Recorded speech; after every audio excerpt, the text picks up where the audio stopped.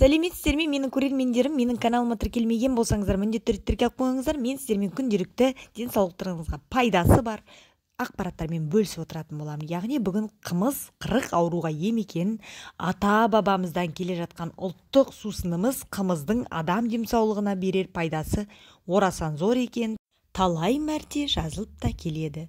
Қымыз құрамындағы дәрумендер мен оның шипасы туралы тағы бір мәрте оқырман назарына салуды жөн көріп отырмын. Қымыздың құрамында С дәрумені сиыр сүтімен салыстырғанда 10 есе көп. Қымыздың құрамында жыныс гормондарына жақсы әсер ететін ферменттер бар. Бұл әйелдерді бедеуліктен, ерлерді белсіздіктен қорғайды, қуаттандырады, құрт ауруларының алдын алады, ауырған адамның қайта қалпына келуіне жақсы ықпал етеді.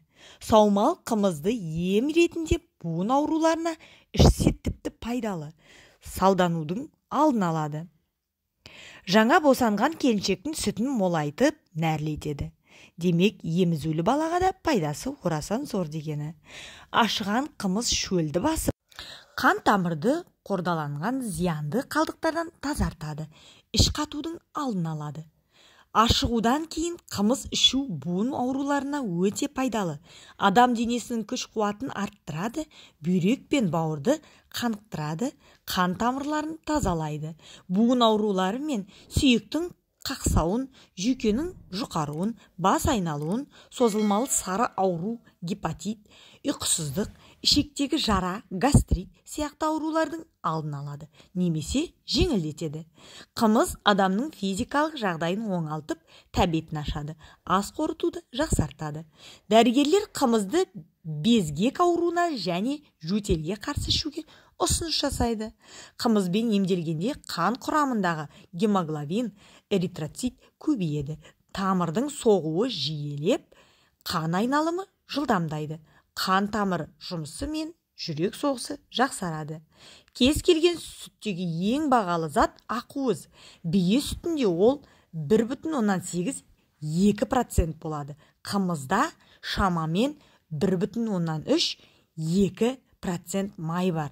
Бұл сиыр сүтіндегіден 2 есе кем. Тұрақты түрде қымыз ішкен адамның иммунитеті артады. Бие сүтіндегі полиқанықпаған май қышқылдары қан айналымын жақсартады. Бие сүтіндегі лактоферин атты ақуыздан Ресей ғалымдары қатерлі ісікке қарсы дәрі жасауда. Қымыз ішкен адамның жаны мен қаны бұрынғы ішкен арақ пен сыраның зардаптарынан тазартады. Ерлер белсіздігіне қымыз ем екенін біле жүріңіздер. Менің каналымды тыңдап, тіркелмеген болсаңыздар, тіркеліп қойыңыздар. Ұнаған болса, лайк басып етіңіздер. Күнделікті сіздерге ақпаратпен бөлісіп отыратын боламын. Рахмет.